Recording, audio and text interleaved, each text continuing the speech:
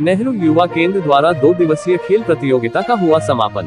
नेहरू युवा केंद्र बांका द्वारा राष्ट्रीय उच्च विद्यालय धौनी में आयोजित 2 दिवसीय खेलकूद प्रतियोगिता का समापन मंगलवार को विजेता प्रतिभागियों को शील्ड व मेडल से पुरस्कृत किया गया।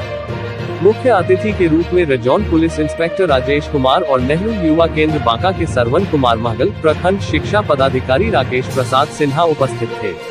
मौके पर सभी अतिथियों एवं शिक्षकों ने स्वामी विवेकानंद की तस्वीर पर माल्यार्पण किया। नेहरू युवा केंद्र से जुड़े प्रखंड के स्वयंसेवक मृत्युंजय कुमार ने बताया कि इस प्रतियोगिता में कबड्डी, सुई धागा दौड़, 500 मीटर का दौड़ एवं क्विज का आयोजन किया गया।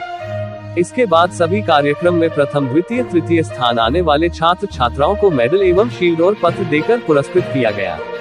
मौके पर विद्यालय के प्रधानाध्यापक कुमार दिनकर, एनसीसी प्रभारी राकेश रंजन, गौतम कुमार, शिक्षक उदयकांत मंडल, गौतम गोविंद, कृष्ण देव कुमार सिंह, अमरेश कुमार शर्मा एवं आदि छात्र छात्राएं उपस्थित थे।